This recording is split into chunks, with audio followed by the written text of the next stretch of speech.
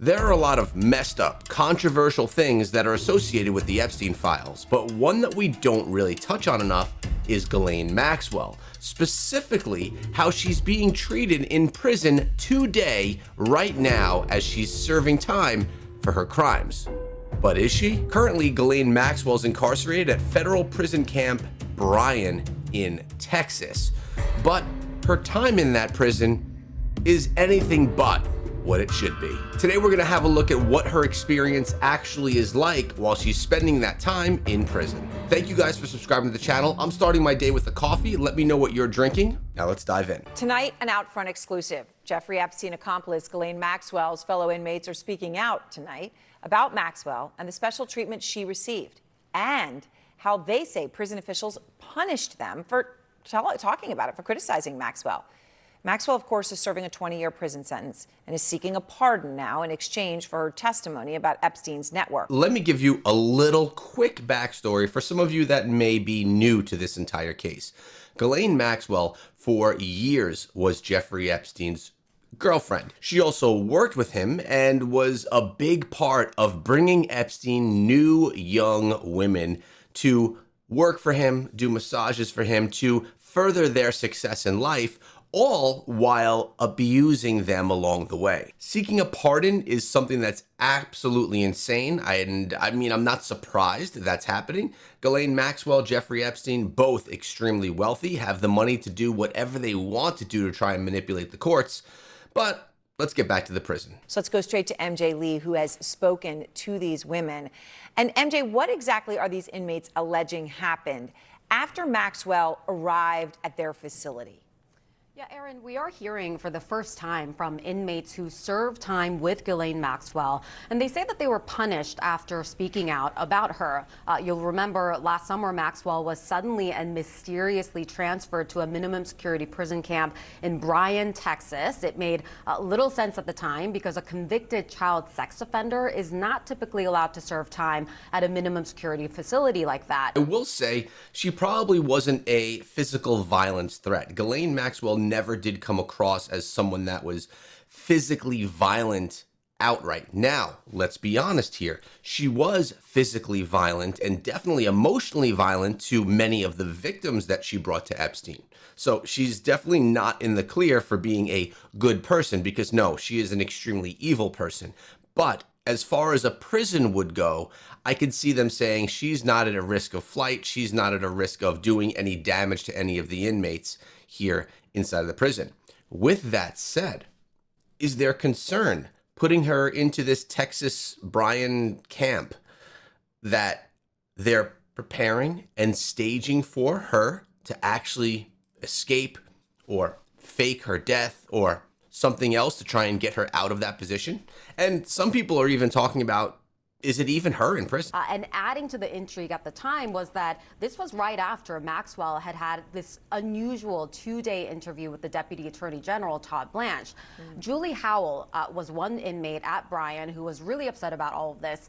She says she consulted the inmate's handbook, which said that she could talk to media, and she decided to respond to a reporter at the Telegraph who had reached out.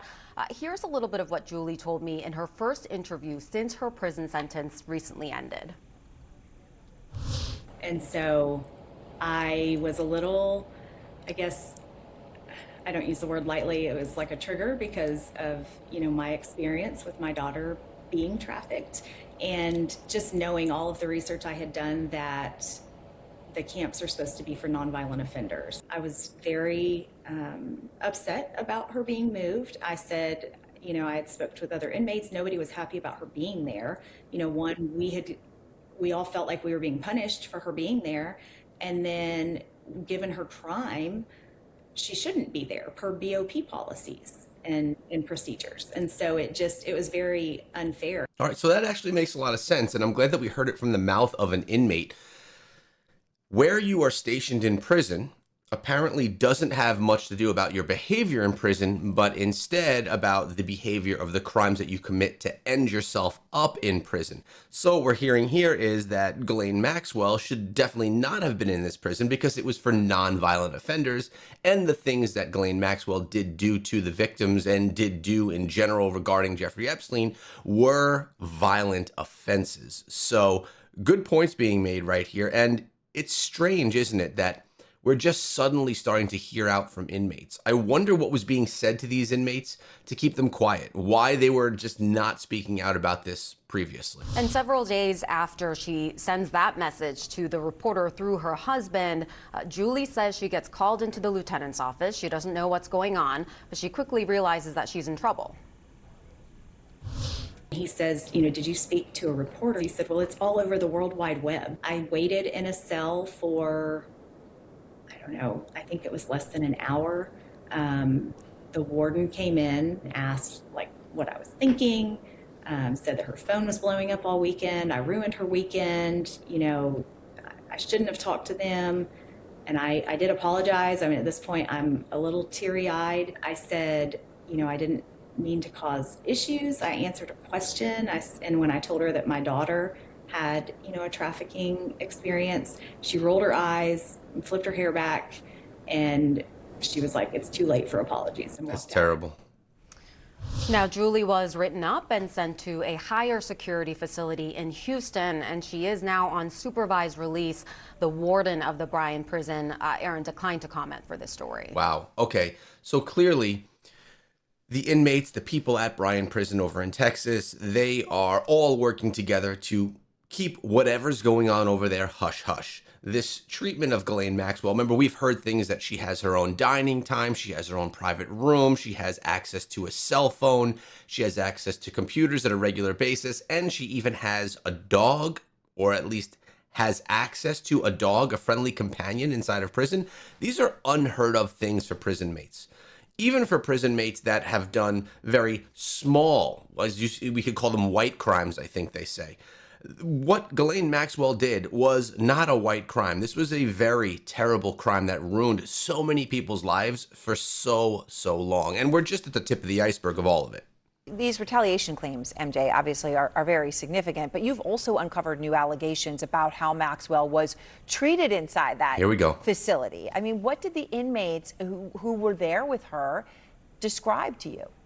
Yeah, we spoke with the second inmate who was also at Bryan. She is anonymous. She's not going to be on camera because she's still serving time and is afraid of being punished even more. She described a very similar experience where she spoke with a reporter over the phone about Maxwell as well, and immediately she says she was kicked out of Bryan.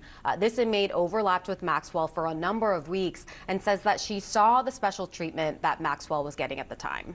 Within a day of her arrival, we had armed guards, marshals patrolling. If she had a visitation, she would get to, they closed the chapel and the indoor rec and allowed her to use that building for her personal visits when we had visitation, that happened in the visitation building, which is good. We didn't, no one wanted her around the kids or anything. She'd get bottled waters and clamshell meals delivered to her room. So clearly she was getting special treatment, the bottled waters, the special meals that were sent to her room, things like that. These are things that we knew before, but these are also things that are noted by the cellmates. Now, the question is, are they giving her this special treatment to keep her away from other inmates? Or are they giving her this special treatment because they believe that she has to get this special treatment for whatever reason?